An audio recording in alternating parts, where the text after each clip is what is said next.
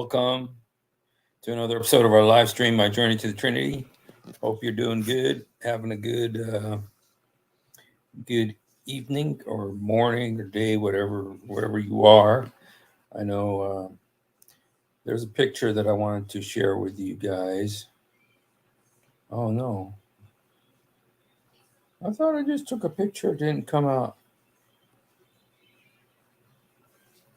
Oh, it didn't come out. So, all right, we'll do it tomorrow night. So, hope you guys are having a good night and rejoicing in the Lord and enjoying His presence. And Bogte Blagoslovio. Yeah, I just met with some friends a few weeks ago who I went to Croatia with them. And I learned Bogte Blagoslovio. But, I said it to a Croatian. And you know what? I kind of got in trouble because they thought I was saying Yugoslavia. And I was saying Blagoslovio, which I thought meant bless you. Bog means God.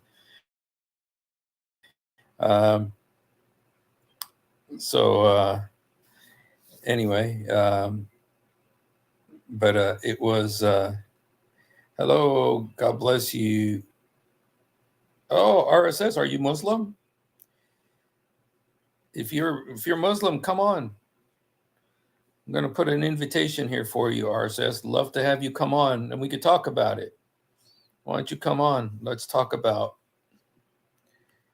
I love you too. I want you to know the truth about Jesus. Come on. There's the link. Why don't you come on? If you don't want to show your face, you don't have to show your face. But if you'd like to talk about Islam, we could talk about it. And I could tell you my view about what you're saying. You guys RSS, at least, he's saying at least today, accept Islam. If you'd like, come on, let's talk about it. I could tell you some of the reasons why I won't accept Islam. I could tell you some of those reasons, and then if you want to tell me why you think I should, tell you what, RSS, if you want to come on and tell me 5 things you like about Muhammad, 5 things you respect about Muhammad. Welcome, Blackwater. God bless you, brother.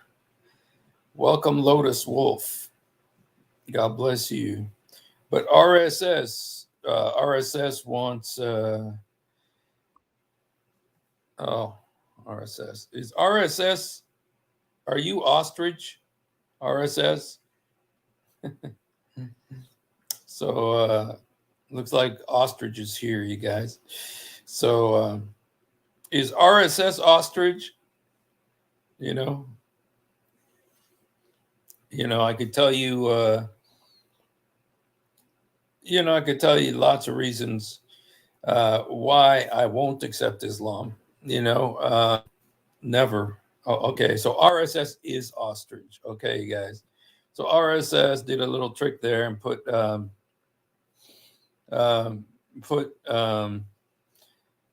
changed the name there, so I didn't know that it was ostrich. Okay. Okay. So what are so RSS, what I'm going to do is I'm going to go ahead and talk about my subject that I want to talk about tonight. And you're welcome to stay and hang around. And you're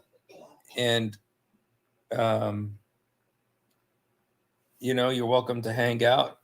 And I'm going to go ahead and talk about the subject that I was going to talk about today, which is Ezekiel, the prophet Ezekiel, messianic prophecies in the gospel in the book of Ezekiel. Now, Ezekiel is one of the major prophets. Okay. So Ezekiel is one of the major prophets. And his prophecies are beyond amazing, especially his prophecies about the end times.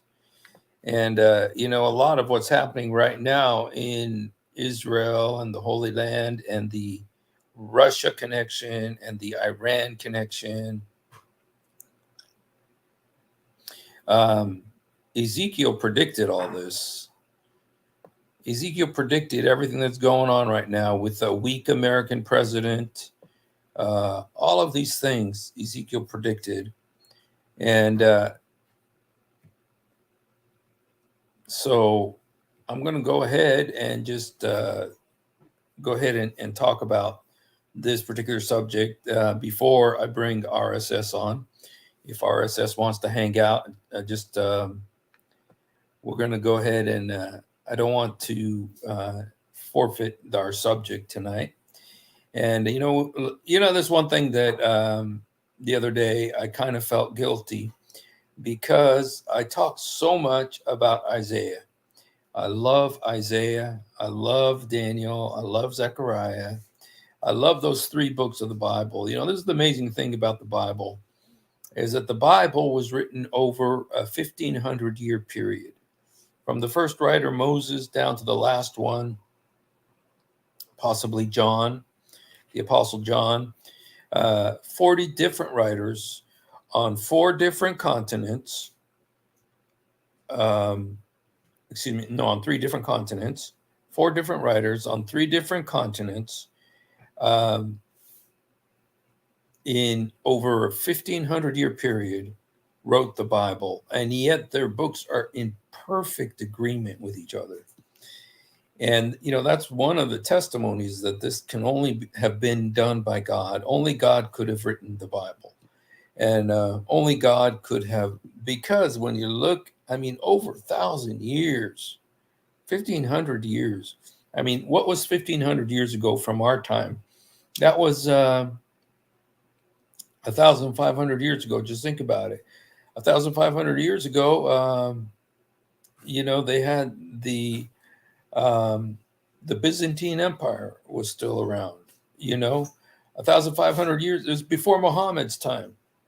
Muhammad was only 1,400 years ago. And so, but the fact that 40 different writers over 1,500-year period wrote these books that are in perfect agreement. And you compare that with the Quran, it was written by one man, and most of the stuff that's in it is just repeating itself. Like you have so many different tellings of the Exodus, that Moses is taking the children of Israel out of Egypt. I think there's 27 tellings of the Exodus, and you got so many tellings of the Noah's Ark, and just different stories, just repeating over and over and over again. And because Muhammad would hear something from the Jews, and the Jews would then, and what started happening, you guys, I'll just tell you that the Jews started playing with Muhammad. And what do I mean by that? They realized he wanted to be considered a prophet by them, okay? See, this was Muhammad's problem. I'm going to tell you Muhammad's problem. Muhammad wanted to be accepted as a prophet by the real believers of the real books, Jews and Christians. And so he had talked to everybody in Mecca, said, hey, Mecca, Qurayshis, they refused him. Even his uncle didn't accept him. Even the people who were closest to him didn't want nothing to do with his religion. Okay. His uncle, Abu Talib, didn't want nothing to do with it. And so Muhammad thought, well, I'm going to go north. I'm going to go north to Medina and hang out there with the Jews and the Christians, and they're going to know that I'm the prophet. I'm the and you guys, I suspect it's my belief based on writings by Muslims that Muhammad was actually under the control of Khadijah. Khadijah is the one that kind of pushed him in this direction in his life. So anyway, he went to the Jews in Medina and started telling them, "Hey, I'm the prophet. I am a prophet." And the Jews said, "Okay, let's see if you're a prophet." And they would ask him stuff, and they were just playing with him because they knew he wasn't a prophet. And they, first of all, a prophet, the prophets, the Jewish prophets were Jews. Okay, Muhammad was definitely not a Jew, and so, but they thought they would play with him. And one time they asked him, "We want to ask you a question, oh prophet of Allah, that only a true prophet can know. What's the first thing you're going to eat when you get to heaven?" And he says, "You're going to eat fish liver." And then, and then he said, they asked him something that only a true prophet can know. How does a baby become? Which parent will the baby look like? And then Muhammad came up with this infinite wisdom that Jibreel gave him, that when the mother and father are having sex, whoever discharges first, that's the word they use, discharges first, the baby will look like that parent. And the Jews were just having fun with him. They were messing with him. Well, eventually Muhammad caught on that the Jews were doing this to him. And when he did, that's when he turned against them. He exiled 2 of the tribes of the Jews, Benu Kenuka, Benu Mustalek. And then he committed genocide. He killed all the men of the other tribe, Benu Qurayza. And so Muhammad had real issues with Jews, and they knew how to play him. They knew how to mess with him, and he didn't like that. And so he took a bitter revenge on them.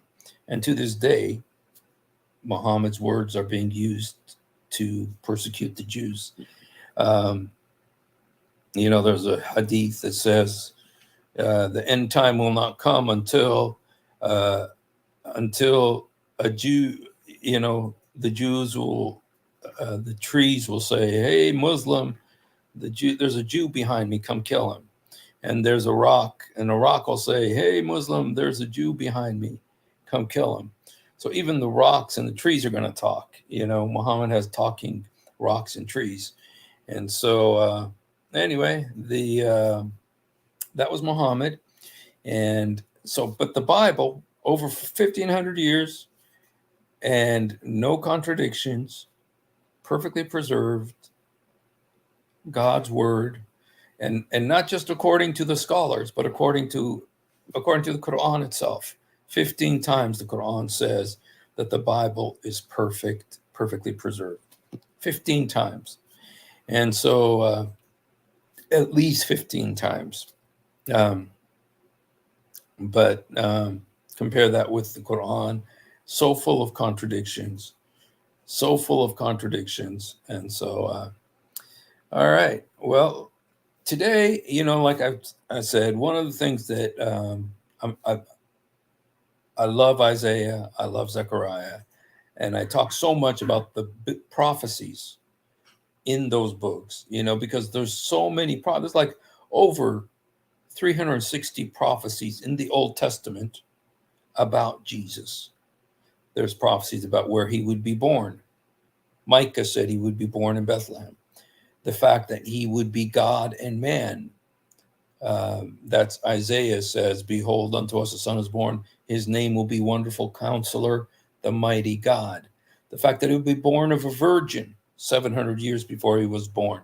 The fact that he would be born of a virgin in the Garden of Eden, God told Adam and Eve, and Moses is the one that wrote that 1,500 years before Jesus was born. The fact that he would have his hands and feet pierced, written by David 1,000 years before Jesus was born. The fact that he would be sold for 30 pieces of silver, Zechariah wrote that 700 years before Jesus was born. The fact that he would open the eyes of the blind, the deaf, the mute, Isaiah wrote that 700 years before he was born. The fact that they would give him vinegar to drink when he was on the cross. David wrote that 1,000 years before Jesus was born. The fact that they would give him gall, you guys, it says, for my meat, they gave me gall. What is gall? Gall is kind of this anesthesia. It's almost like a poison that they give to people when they crucify them so that the pain of the crucifixion will be less. They offered it to Jesus. Remember, it says that when he tasted it, he wouldn't take it. They were trying to give it to him as an anesthesia to lessen the pain of the crucifixion, but Jesus refused to take it. But they offered it to him. David wrote that they were going to do that 1,000 years before Jesus was born in Psalm 69. The fact that he would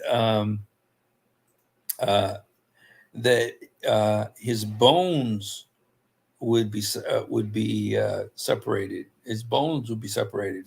Well, when they crucified them, they used to, boom, put the cross down real hard to where the bones would come out of joint. Well, David predicted that 1,000 years before Jesus was born.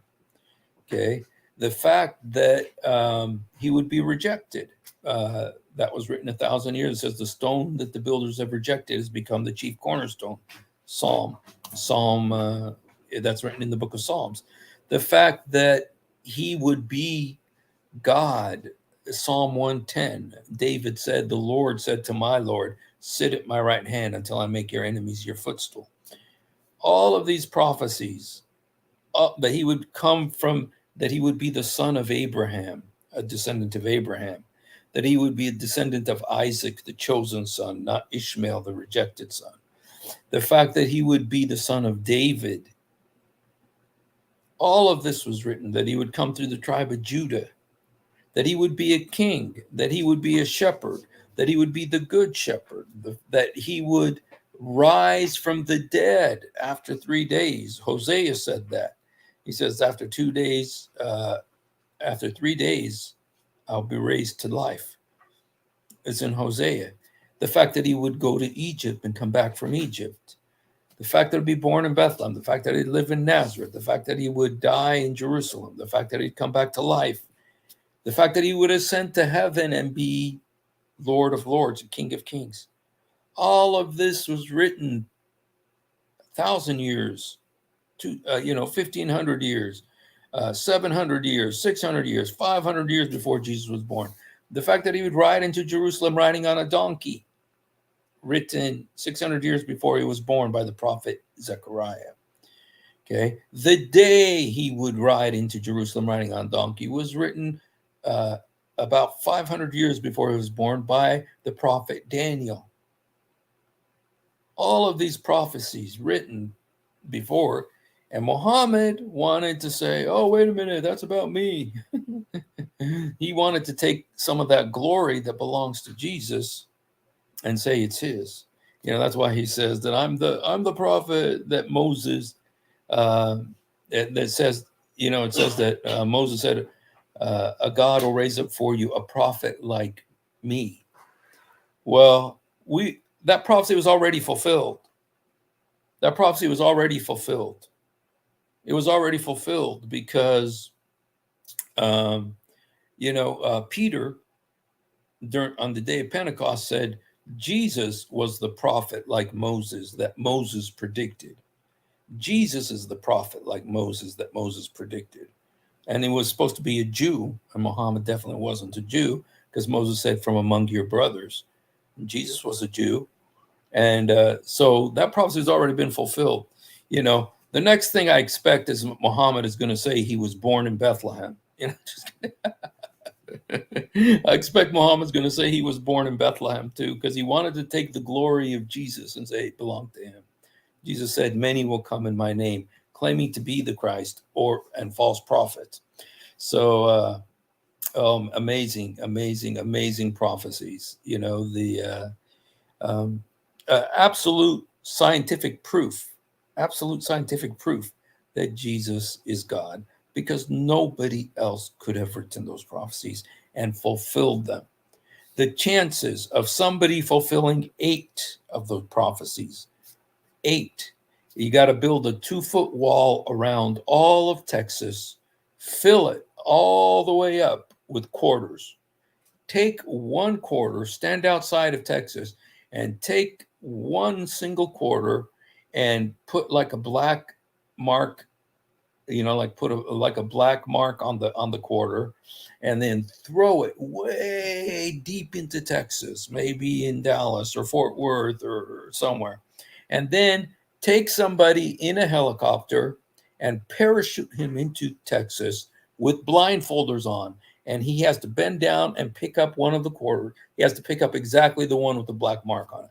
That's the chance of one person fulfilling 8 of the prophecies that Jesus fulfilled.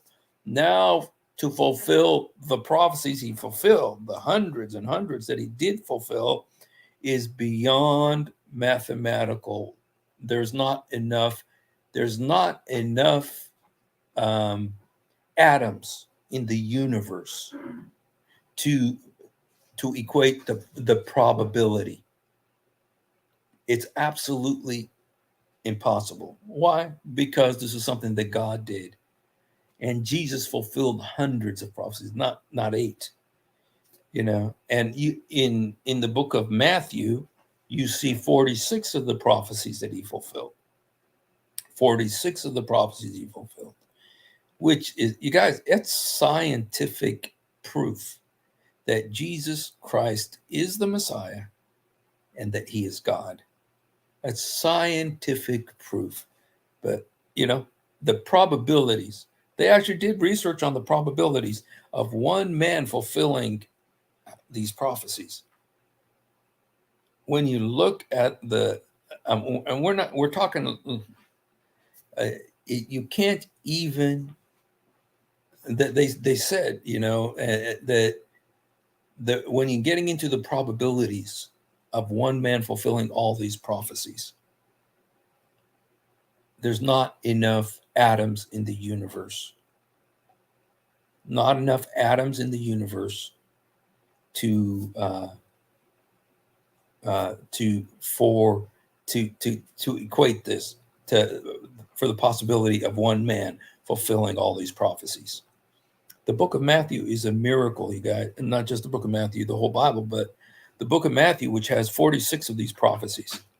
The likelihood of one man fulfilling all those prophecies is a scientific, it's beyond, there's no mathematical, it goes beyond math. Let's just say it goes beyond math. You're dealing with infinity now.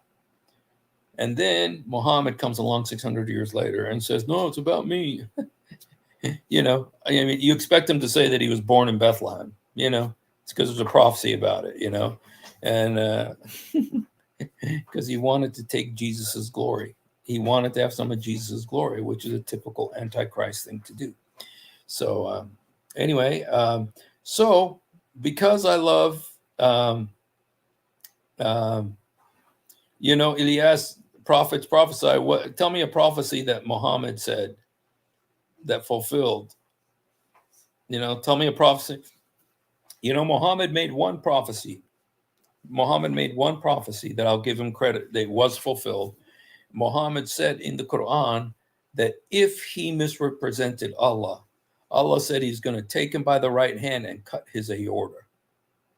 That's what it says in the Quran.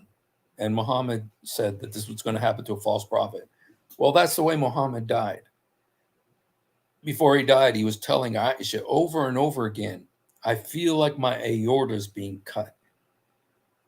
You see, so that's the only prophecy I know that Muhammad spoke that was fulfilled, So, all right, well, let's go ahead and talk about these, about the messianic prophecies in the book of Ezekiel. Like I said, I love Isaiah, I love Zechariah, but yesterday I wanted to give Jeremiah. I want to talk about Jeremiah and messianic prophecies in Jeremiah. There's some phenomenal messianic prophecies in Jeremiah. And then today in Ezekiel, because there's phenomenal prophecies in Ezekiel. And we're not going to get them all, but we're going to get some of them, okay? And Ezekiel, let's just find...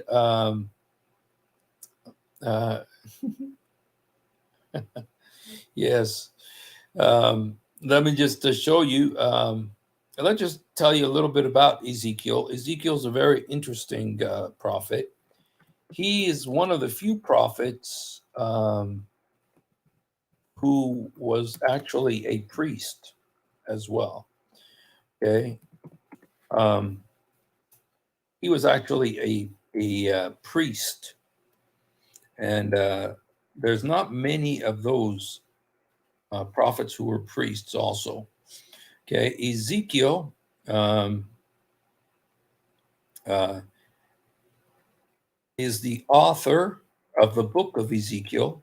He presents himself as Ezekiel, the son of Buzi, born into a priestly Kohen lineage. Apart from identifying himself, the author gives a date for the first divine encounter for which he presents. It was in the 30th year. Ezekiel describes his calling to be a prophet by going into great detail about his encounter with God and four living creatures and its four wheels that stayed beside the creatures.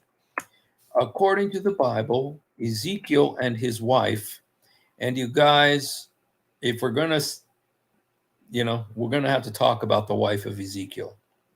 We're going to have to talk about the wife of Ezekiel, because the wife of Ezekiel, one time,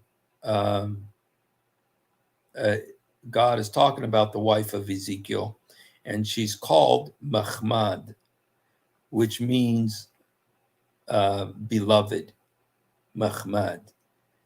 And Muhammad said, Zakir Naik says that word Mahmad is supposed to be Muhammad, to where, according to this, Muhammad was Ezekiel's wife. Mahmad, sorry guys, I know, bad joke, but they do say that, you guys, because they say that Muhammad is Mahmadim in Song of Solomon. The word is Mahmadim, speaking about the woman in the Song of Solomon. And Mahmadim meaning beloved. Well, they said that's Muhammad. Well, it also says about Ezekiel's wife that she's called Mahmad. So if you're going to say Muhammad is Solomon's wife, he's also Ezekiel's wife, according to that Mahmad theory. So anyway, I liked what is his name? Dr. Brown was named Dr. Brown, that Messianic guy. He said, Michael Brown. He said, I'm mentioned in the Bible more often than Muhammad, just because the name Michael is mentioned several times. Okay. All right. Anyway, Ezekiel, you guys, it says that Ezekiel and his wife were lived during the Babylonian captivity, and they were in Babylon, okay, on the banks of the canal of Tel Aviv, not the Tel Aviv in Israel right now, but they were exiles from Judah. This is when Nebuchadnezzar came and took the Jews, okay, at the Babylonian captivity. Okay, and Ezekiel's 30th year, he's given, he was in exile with the king of Judah, whose name was Jehoiakim. And Ezekiel dates, let me see, I wanted to see when Ezekiel was probably born. Ezekiel was probably born, he was in the 6th century. So probably about 600 years before Jesus was born. Born probably 622 years before Jesus was born. Died probably 570 years before Jesus was born. So he how long would you say then he lived? From 570 to 622, 30, around 50, age 52 possibly when he died. Okay. So Ezekiel, in Arabic, his name is Hazkiel. Okay. Of course. Okay. He prophesied about 22 years. Okay. And Ezekiel, like Jeremiah, is said by the Talmud to have been a descendant of Joshua by his marriage with the proselyte and former prostitute Rahab. What? Tells you, man, that these tells you that some of these books, the Midrash, Talmud, and all of those, tells you what how crazy they are. And a lot of the stories in the Quran, including the talking ants and everything like that, um, those are those those books. A lot of the stories in the Quran, the crazy stories in the Quran, like the talking ants and Solomon talking to demons and to ants and stuff. That's all from the Jewish books, you guys. You know, Muhammad just took that straight from the Jewish books. The Jews used to mock him and laugh at him and tell him these crazy stories, and he'd write them in the Quran the next day. That's why they called him the ear, you know, because he'd hear something and then go write it in the Quran. And what did the people of his day say? Uh, what did the people of his day say? The people of his day said, dude, these things you're telling us, these are the fairy tales of the ancients. Fairy tales, you know, that's what it is. So, all right, let's look at some of the prophecies of Ezekiel. Okay, and so here's the first one that I want to show you.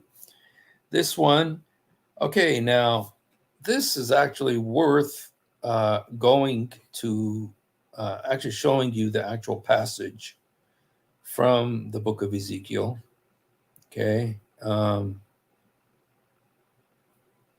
Let me just actually show you this because this is the first prophecy of Jesus in the book of Ezekiel. Okay. Okay. Let me see if I could do this with the Bible Hub. Bible Hub. No, it's a Bible Gateway. Okay. Yeah. Okay. That way we're still here. I want to actually show you the prophecy just because the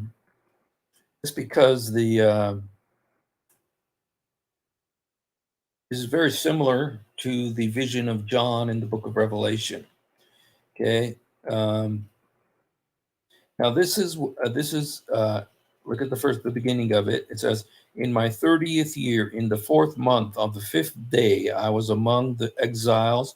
Exiles meaning the Jews who are exiled from Judah to Babylon. The heavens were opened, and I saw visions of God. Wow. On the 5th month, it was the 5th year of the exile of King Jehoiakim, the word of the Lord came to Ezekiel the priest, the son of Buzi, by the Kebar River in the land of the Babylonians. There the hand of the Lord was on him. He saw the 4 living creatures, which, you guys, the 4 living creatures is the same living creatures that you see in the book of Revelation. And then in Isaiah, you see these seraphim. They're called seraphim. Okay, so, you know, I think these creatures are the same 4 creatures, but there could be others as well. So, very, very fascinating. Ezekiel was so amazingly detailed in his description of these angels that he saw, these cherubim that he saw. But in verse 25, this is where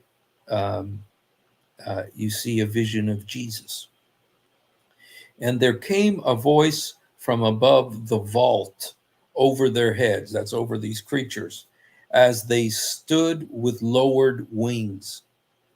Above the vault, over their heads, was what looked like a throne of lapis lazuli.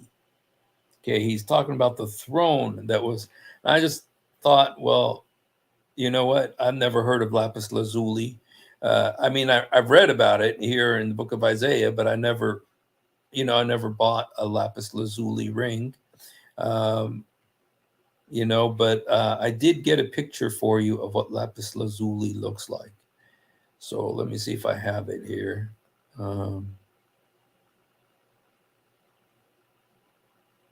Okay. I mean, this is a real, it's a real stone. This is what lapis lazuli looks like. Okay. So it's this kind of blue. And you guys, when it says that, it doesn't necessarily mean that it was actually made of this rock, but this is the color of it, I think, that when he says that. And this is something that you find over and over again in Revelation. You see, there's actually, let me see if I've got this. Because when the Israelites see God,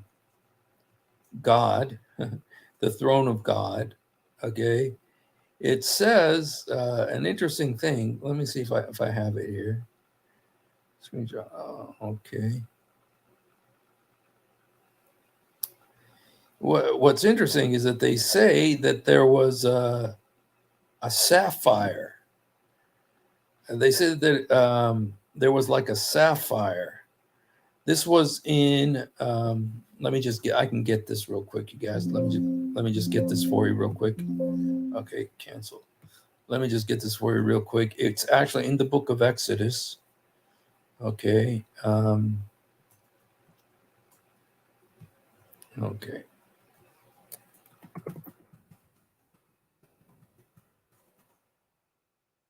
Okay. In 24:10, Exodus 24:10. This is when the elders, remember it says that the elders went up to the mountain, Mount Sinai, and they saw God. And when they saw Jesus, they saw the Son of God.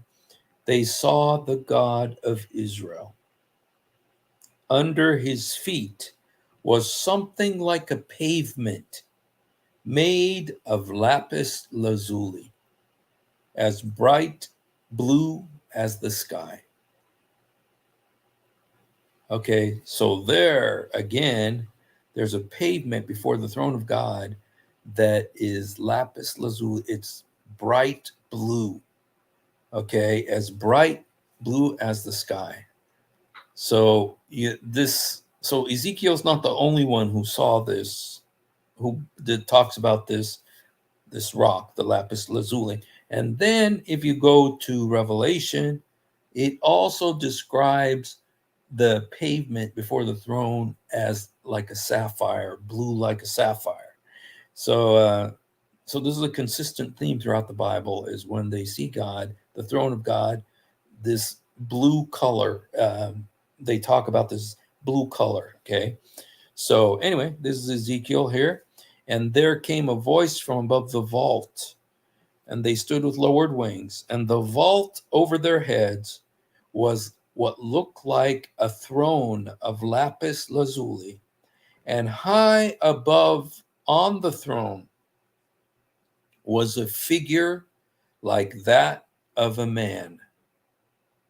Okay, this is a man, like man.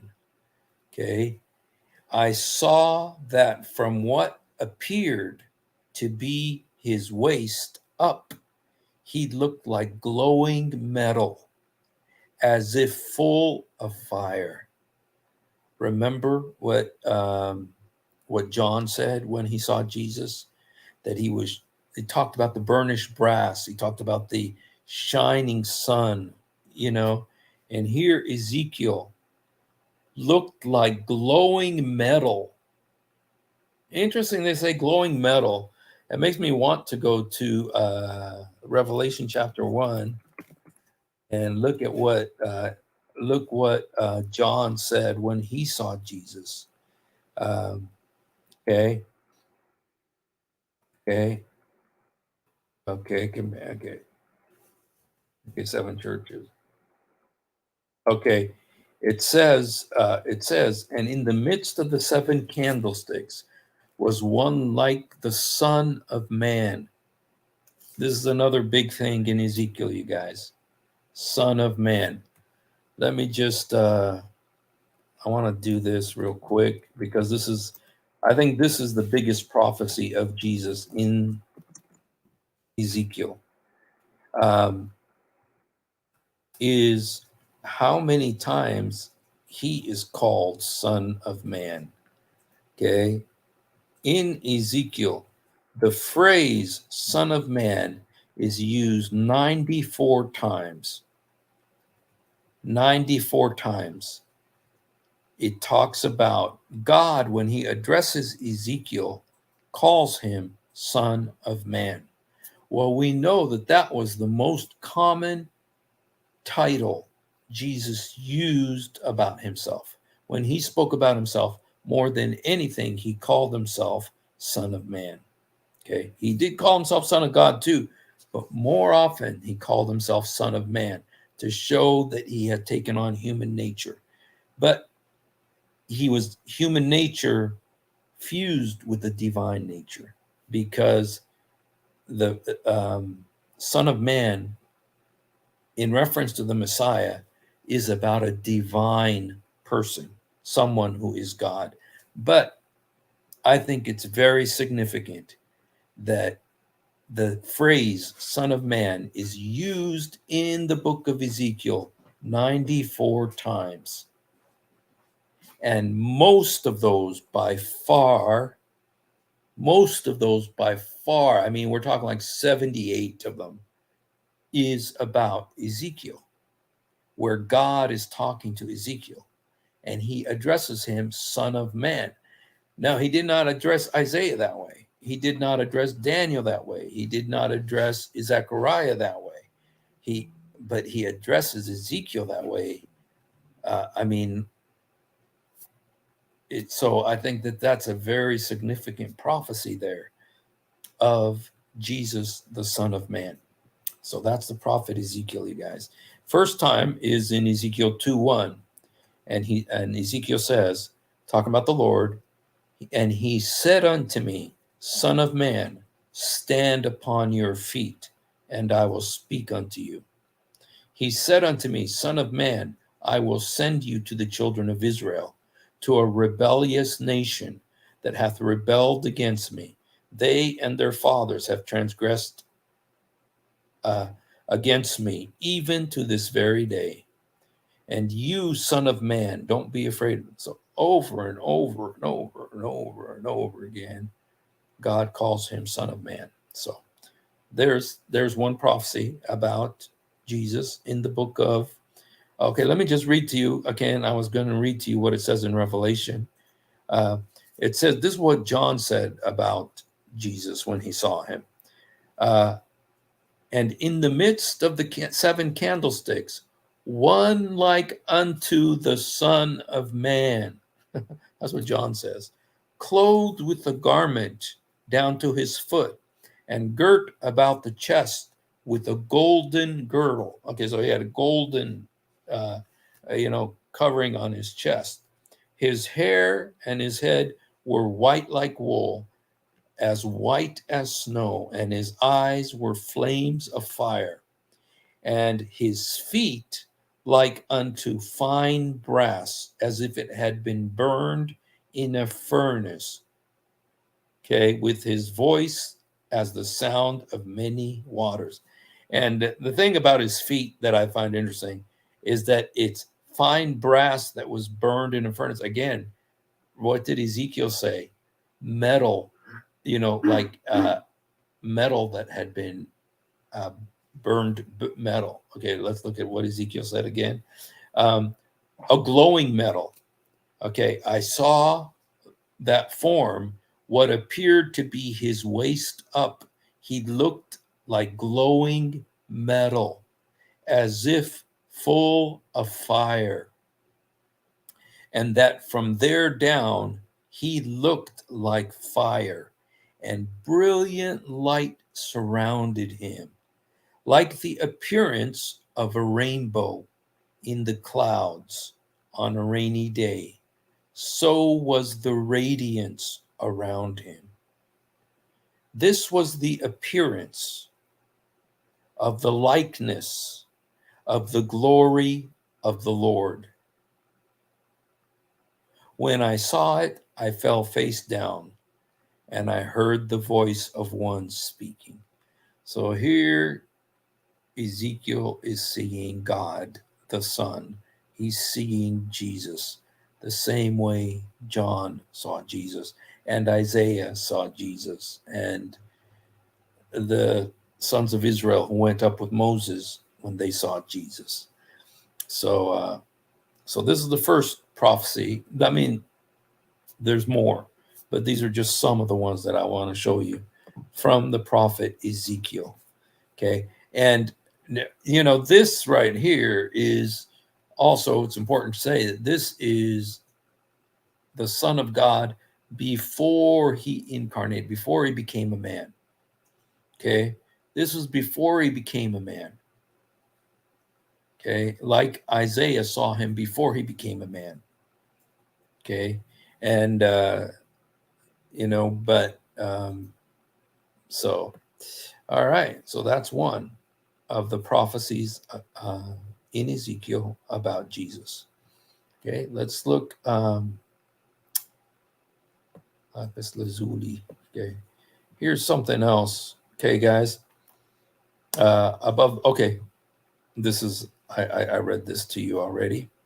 Okay, now let's look at another one. Ezekiel.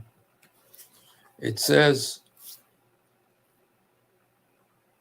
Oops. Where is this? Okay. It says, "For this is what the sovereign Lord says." Now, this is another prophecy about Jesus. I myself will search for my sheep and will look after them. I will rescue them from all the places where they were scattered. I myself will tend my sheep and have them lie down, declares the sovereign Lord.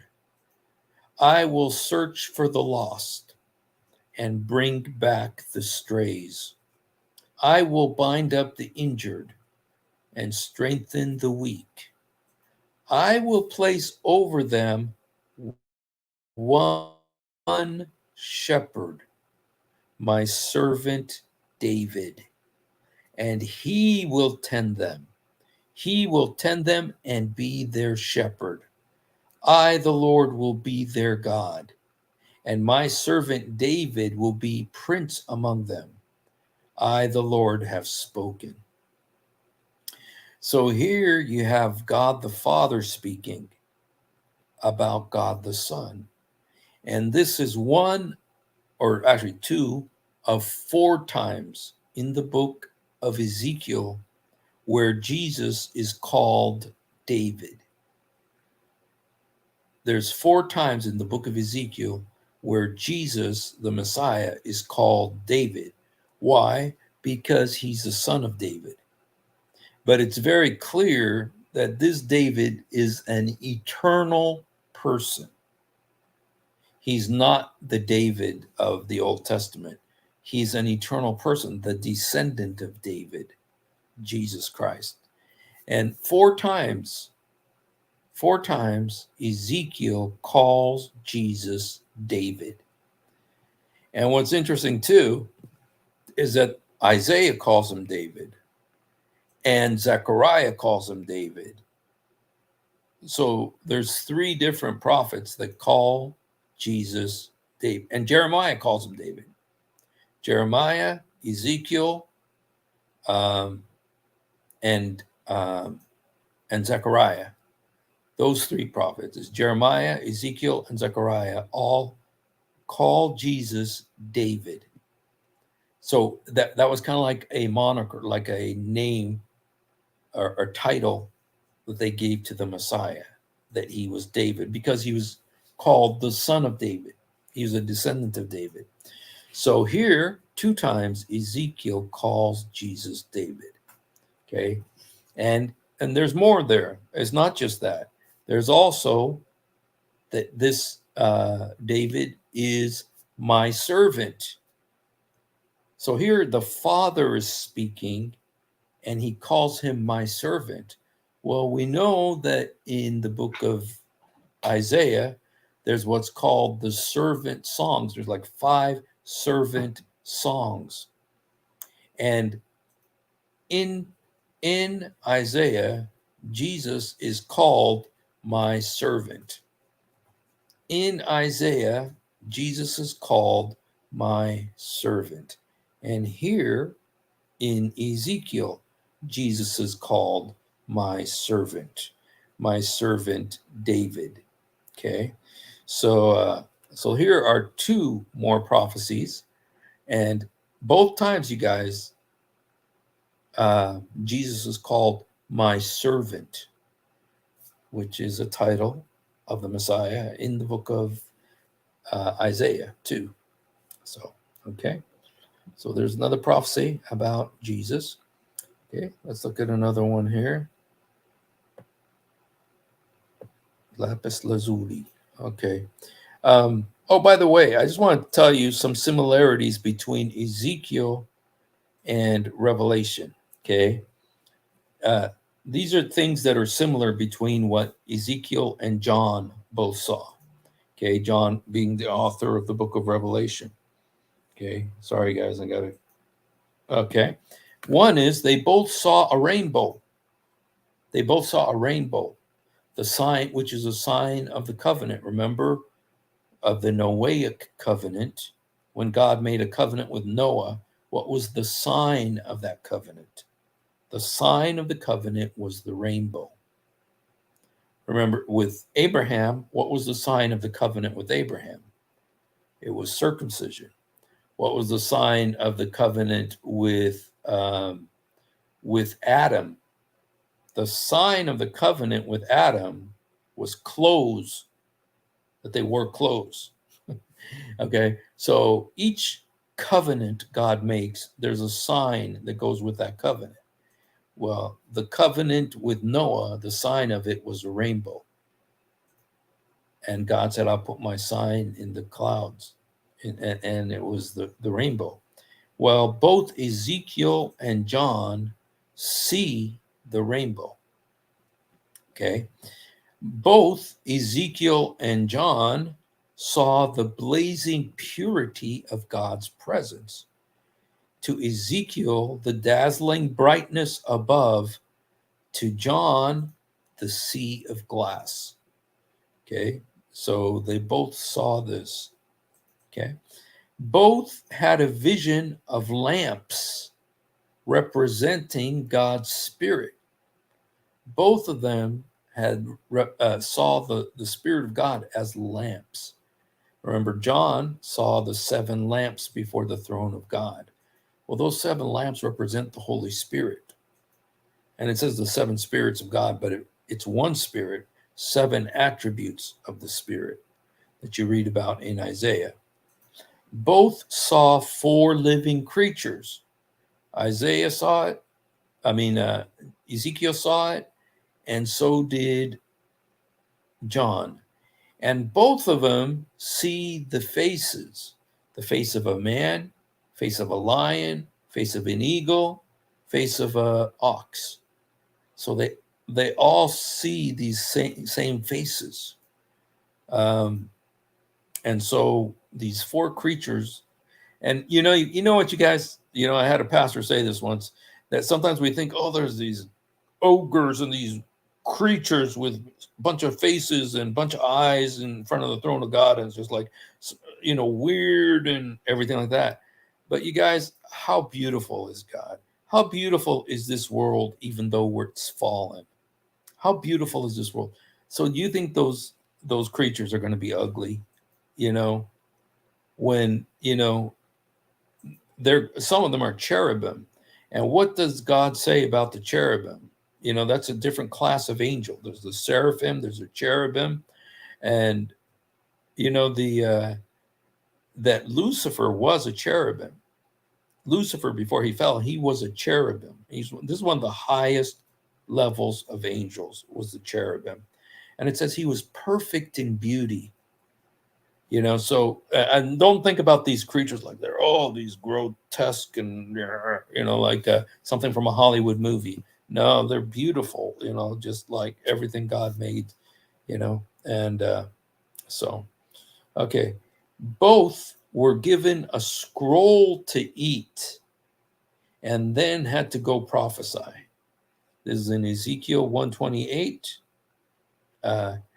and in Ezekiel 8 through 10, and then Ezekiel 3, 1 through 4, and also in Revelation 10, 1 to 2, and 8 to 11. So what happens is that they're given the scroll. God says, eat the scroll. They eat it, and it says it was sweet as honey in my mouth, but then it became bitter as wormwood in my stomach. And both of them were given this. And then God says, after they eat it, he says, go and prophesy. Go and prophesy. So both Ezekiel and John have this similar experience when they are. So, all right. Let's see the next prophecy. Okay. Here's another prophecy about Jesus in Ezekiel. It says, I believe this is chapter 17, the exalted will be brought low, a ruin, a ruin. I will make it a ruin. The crown will not be restored. Okay, now this is interesting. The crown will not be restored. You see, there was no more kings. Judah had no more kings after Jehoiakim, who was taken into the Babylonian captivity. After the Babylonian captivity, there were no more kings of Israel, like David and Solomon and all those, Rehoboam, all those kings, Ahab, whether of Israel or of Judah. There were no more kings. Okay. The kingdom, the monarchy ended. Okay. When they came back from Babylon, there was no more kings. But look what it says. The crown will not be restored until he to whom it rightfully belongs shall come. To him I will give it. So there is a crown, the crown of Israel. It would not be restored until the one to whom it belongs. Well, you guys, this is very similar. This is very similar to what Jacob says to Judah in Genesis 49. In Genesis 49, Jacob was prophesying over his 12 sons. Okay, and he prophesied what's going to happen to them in the last days. And Reuben got in trouble because he slept with his mother, his stepmother. Simeon and Levi got in trouble because they were very angry and cruel. But when it came to Judah, it says, your brothers will praise you. Your hand will be on the neck of your enemies. Your father's sons will bow down to you. You are a lion's cub, Judah, and you return from the prey, my son. Like a lion, he crouches and he lies down, like a lioness who dares to rouse him. Then listen to this. This is about Judah. The scepter. Now, what is the scepter? That's the stick that a king holds. Will not depart from Judah, nor the ruler's staff from between his feet, until he to whom it belongs shall come. Who's the one to whom it belongs? Jesus. And the obedience of the nations shall be his. This is very similar to what Ezekiel is saying here. Okay. Look what Ezekiel said. He says, I will make it a ruin. The crown will not be restored until he to whom it rightfully belongs shall come. To him I will give it. Okay. So there you go. Another prophecy about Jesus. Okay. Let's look at another one. Okay. This was, that's the verse that I just read to you from. And then Ezekiel 34:24. And I, the Lord, will be their God, and my servant David, a prince among them. I, the Lord, have spoken. This is another time where Jesus is called David. Okay. And now what's interesting here, and this is also true in the other passage, is that the servant David and God are kind of put on the same level here. And my servant David, a prince among them. Okay, so it'll be God, and this reminds you of Revelation, where it says God and the Lamb will be the light of the city. Okay, so there's, okay, let's look at number 9. Let's see this one. Okay, here's another one. Now this is Ezekiel 37, you guys. It says, the Lord says, I will take the Israelites out of the nations where they have gone. I will gather them from all around and bring them back to their own land. I will make them one nation in the land.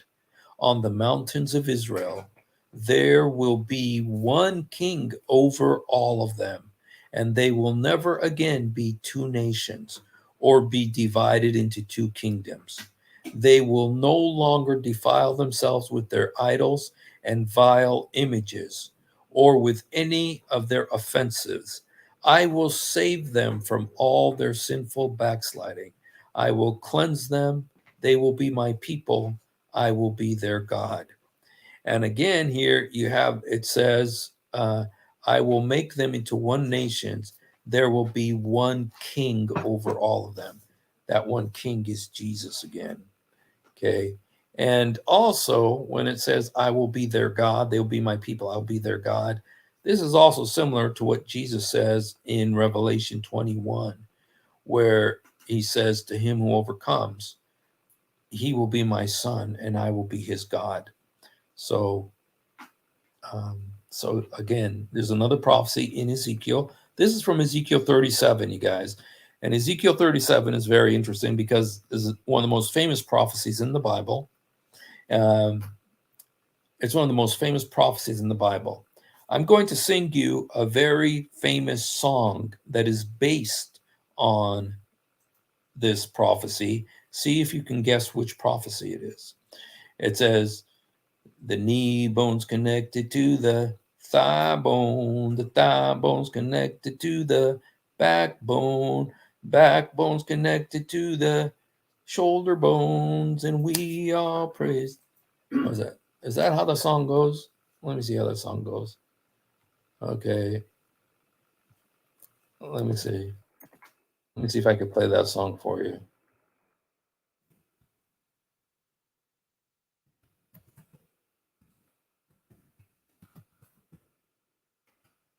Okay, let's see if I can play this for you here.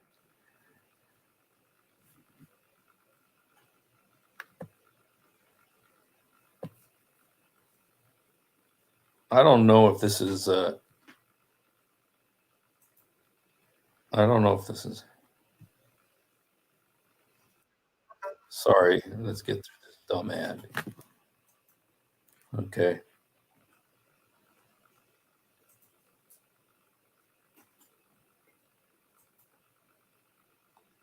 What a pain. They forced me to watch these dumb commercials. Oops.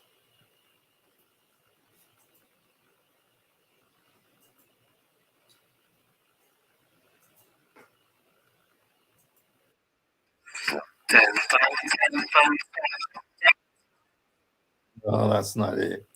Anyway, it was a famous song. I don't know. The knee bone's connected to the foot bone's connected to the ankle bone, and we all praise the Lord. It was based, I know you guys have heard that song, and it was based on that song, on that chapter in Ezekiel chapter 37, where it says that there was a valley of dry bones, and then he saw all of the bones coming back together, and then flesh coming on them, and so so anyway, that prophecy is about Israel coming back together again and being restored, and the And so anyway, the prophecy in that chapter also is that there will be reunited, because remember, when Israel went into captivity and Judah went into captivity, they were two separate nations. It was Israel and Judah, but they were going to be reunited. And when they be reunited, there'd be one king over them. And who's that king? That king is Jesus. So anyway, that's a prophecy about Jesus in Ezekiel. And we're almost done here, you guys. One last one here. Okay. It says, my servant David will be king over them, and they will all have one shepherd.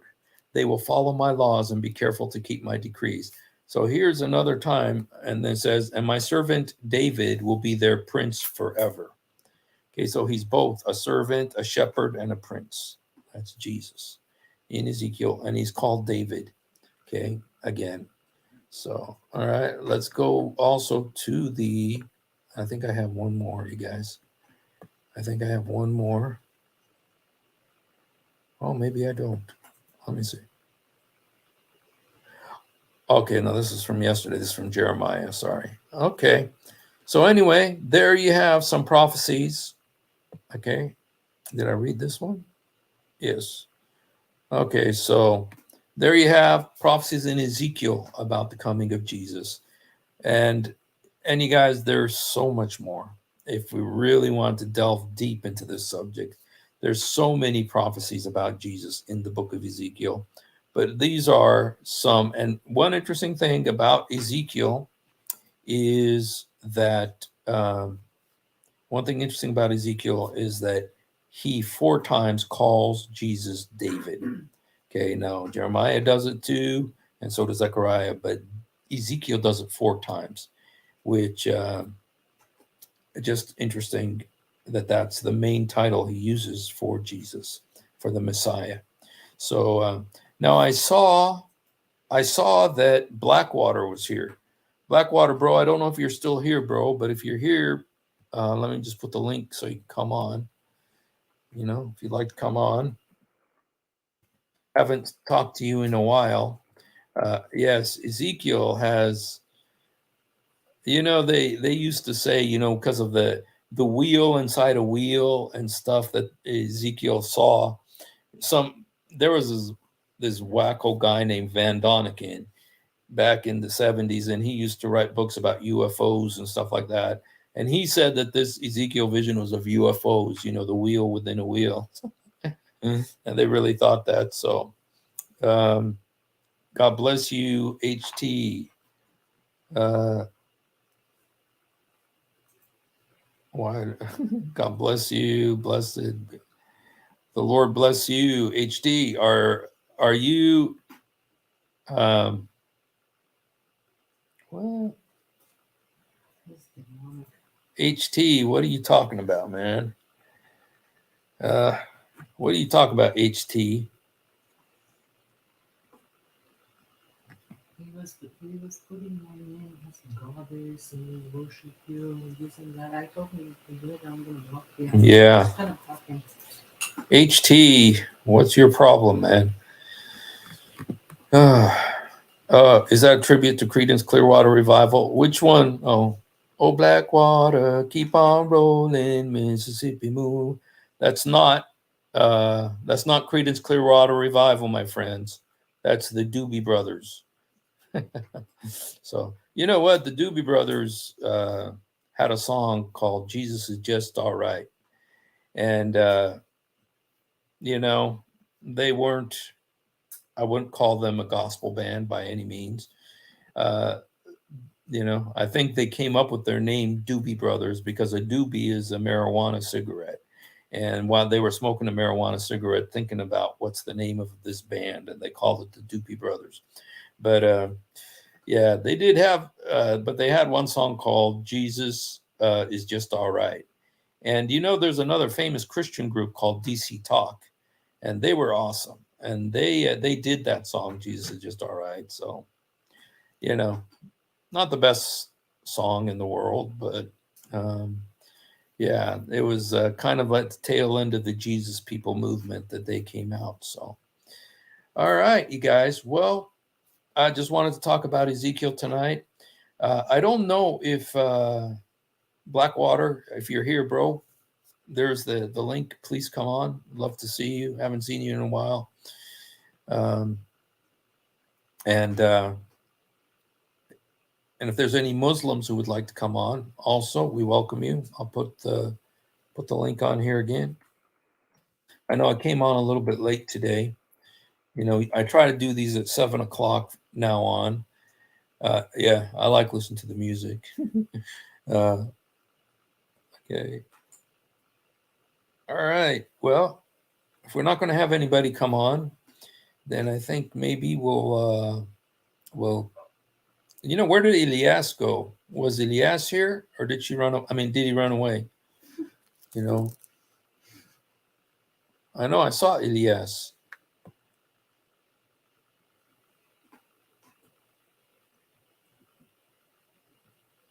One of these days, you guys, Elias is going to come on here. Oh, okay. Okay. All right, Blackwater, we'll wait. You know, one thing about about Elias and ostrich egg is that I believe that they're going to become believers in Jesus' name. I believe that they're going to come to the Lord and accept the Lord, and they're going to come here and share their testimony. And so keep praying for them, you guys. I know they come here and they're, you know, they're say the same thing over and over and over again, and you know, but the Holy Spirit knows how to reach. He created them, so we just got to keep believing. Look at Paul. Look how hard Paul was, and yet the Lord knew how to reach him. So, what's up with you, HT? I blocked him and he's a troll. HT, you know, the stuff you're saying is blasphemy, man. Tell you what. Yeah. Just block him, babe. Yeah. He's still coming on? Let me see if I can block him. I blocked him. Okay. Okay. I banned him too. Ban ostrich and Elias. I don't mind those two. Better chance for Muslims to come on if you invite everyone up, not single them out. Truthortarian. Truthortarian. What are you, Truthortarian? Are you a Christian? All of them come on. I put the invite. Whoever wants to come on. I always say, you know, if there's a Muslim would like to come on, you know, we welcome you to come on. To be quiet. For Muslim to come on if you invite everyone up, not single them out. You know, whenever I invite them, I always tell them, hey, you know, if there's a Muslim here, feel free to come on. You know.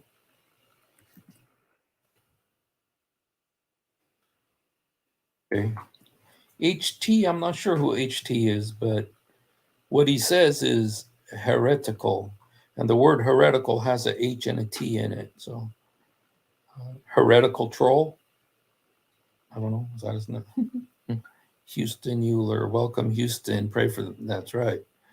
So, let's look at what's happening with the hostage situation. Yeah, that's one thing we've been following and praying about. You guys, if the hostages are set free, then this war can be over. I hope, you know. Israel heads to polls. U.S. hopes for Gaza ceasefire. Okay, so let's see. Hopes to have a hostage deal by Monday. Wow. We want those hostages to come home, guys. Still in Khan Yunis. Wow, they say that Yahya Sinwar is still in Khan Yunis. Wow. Because they cleaned out Khan Yunis and they thought that he fled to Rafah now. Okay.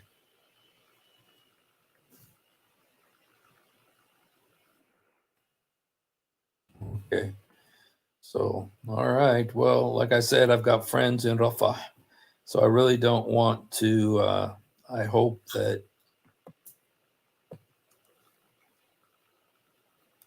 I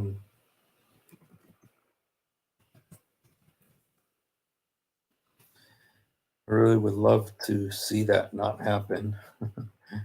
And I don't really want to see them going into Rafah. It just so many people there. And I do want to see, I would love to see Hamas driven out of power. That's for sure. I just, I'm just concerned about the, all those people there. There's so many people there right now. So, okay, let's see where we are. I said, Blackwater said that he would wanted to come on. So, heretical troll. Done playing games with these. Truthitarian were complaining. Why? Yeah, Truthitarian. I don't know who you are, but HT probably had. What's I took them? Yes, yes, that's true. Evil people using pawns to fight other evil people and killing. I don't see it a sham, but Trump might be able to delay it. Yeah, we. Oh, Elias is here. What about the Palestinian hostages? Um, I don't know of any Palestinian hostages. I know prisoners. Aren't you concerned for Palestinian? Yes, in fact, Elias, that's a great thing that you're asking about the Palestinians, specifically the Gazans. We have a GoFundMe, Elias, and so I know that you're not just a bunch of words. I know that you really do care about the Palestinians, and so I set up a GoFundMe to help the people in Gaza, and we've raised $2,500 so far. So we'd love for you to come and give some money, not just talk. If you support the Palestinians. So let me get the GoFundMe here, so that Ilyas can give. I wonder if he'd give. I know Alaeddin was doing the same thing the other day. I don't think he gave anything. He had an excuse why he wouldn't give. So shoot, where is that GoFundMe?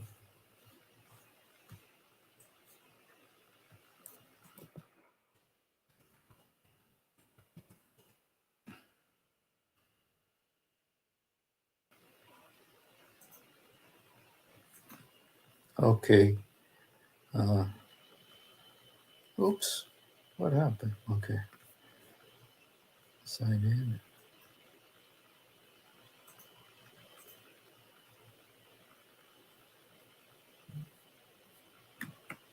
Okay. I'm going to.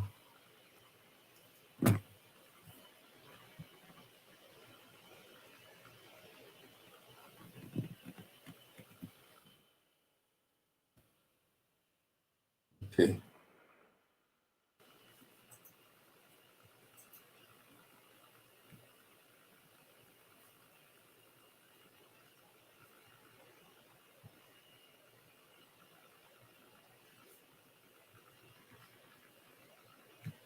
Okay.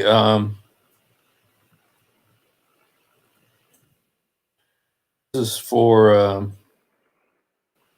This is for Elias. If you want to help Elias, if you want to help the people of Gaza, Elias, yeah, we pray for them, but we also want to, if possible, send them money. If you want to go, Elias, here's the link, and you can go give money to help the people in Gaza. Okay. Thank goodness we've been able to raise some money for them, and if you would like to help, please feel free to do so. Israel took so many. A lot of them are prisoners. There's a difference between prisoner and hostage. Okay. So if you want to But if you want to help the people of Gaza, here's an opportunity for you to do something, Elias, not just to talk. Okay.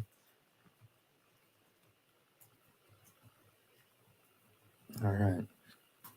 So anyway, so that was kind of our subject for today, talking about Ezekiel, talking about Jeremiah, and those are like the two major prophets besides Isaiah. We always talk about Isaiah, so that's kind of why I wanted to come and talk about this, about Ezekiel. I love Ezekiel, and Ezekiel, you guys, I've written a book about Ezekiel. Um, I've written a book about Ezekiel 38. It's called Magog, Mehdi, and the Mark of the Beast. To show it to you in case you might want to buy the book. Okay. It's available on Amazon. If anybody's interested, you can go buy this book. It's available right now just as, God bless you, Protestant believer. Thanks for coming on. And if you would like to buy the book, like I said, let me see if I got the page here so you guys could see it. The name of the book, I wrote it like 10 years ago. It's called Magog, Mehdi, and the Mark of the Beast, Biblical Prophecies of Christ's Soon Return. Okay. Now, my name on here, you guys, is Ali Abdel Masih. I used to use that pseudonym. Okay, but it's me. So, okay. So there you see the Mark of the Beast, Ali Abdel Masih. So it's on Amazon, and I'm not even sure if I'm going to get any money for it. So, but if you want to read it, it's there. So, okay, you guys. Well, I think Blackwater said he wanted to come on, so we're going to hang around for a while. We do pray for the Palestinians, Elias, and especially for my friends in Gaza. Have you talked to your friends in Gaza, Elias? Have you talked to any of them? It's crazy all the stuff going on in the Middle East, and people think we're not living in tribulation in the West. Yeah, the thing about what's going on there right now that the Bible talks about, that Ezekiel specifically talks about. Ezekiel talks about several nations that are going to be involved in what's going on in the Middle East right now. One is Israel, of course. Another is Iran. Another is Russia. Another is Saudi Arabia. Another is Yemen. And another is the United States and England. And if you look, Ezekiel predicted exactly these nations. He said that that there's two alliance of nations. And he said which side who's fighting who. And Ezekiel predicted this 3,000 years ago, which shows you that Ezekiel is a true prophet. Okay. And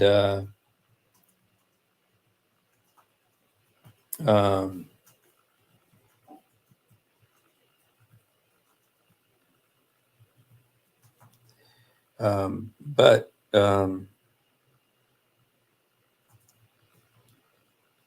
yes. So I found you first testimony on. Oh, did you? Yeah, my friends made that.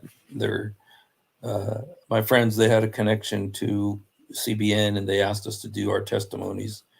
Yeah, everybody else, everybody else got like millions of views on theirs. Yeah, that was a really neat project to do. That I found the truth. I got to share my testimony of when I was in Gaza. I talked about being in Gaza. In fact, you know what? I got a video of when I was in Gaza. Let me see if I could play this for you.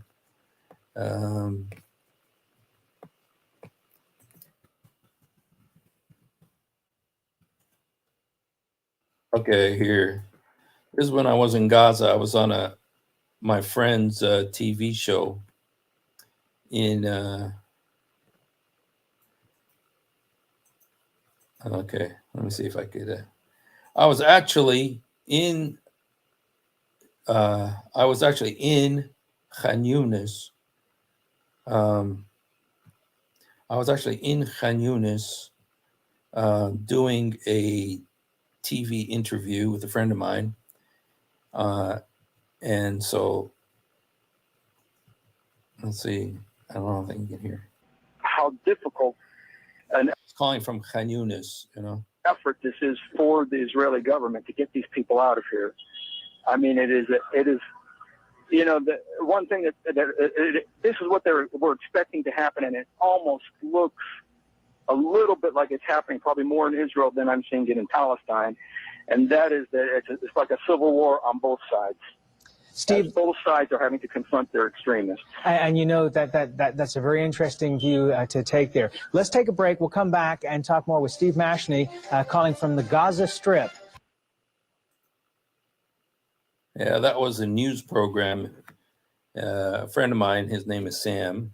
He's Jewish, actually, but he was very pro-Palestinian. And so anyway, that's why I was on his program. So, all right, you guys. Well, I'm going to, I don't know if Blackwater's coming on. So I think we're going to go ahead and end this tonight. And Blackwater, if you're watching, maybe we'd come on tomorrow night, bro. I need to get going. It's a little bit late here. And so God bless you guys. If you haven't done it, please do it now. Jesus, help me. Jesus, forgive me. Jesus, come into my heart. Jesus, help me. Jesus, forgive me. Jesus, come into my heart. Yesur sa'idni. Yesur samahni. Yesur udkhul qalbi. He loves you and we love you. And God bless you guys.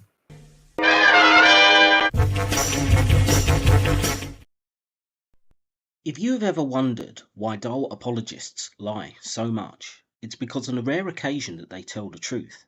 This happens. One of the reasons I accepted Islam was the scientific miracles. I'll be honest with you. And now we know that this whole scientific miracles was absolute nonsense. You're going to have to repost. That the standard narrative has holes in it. That's what I'm going to say.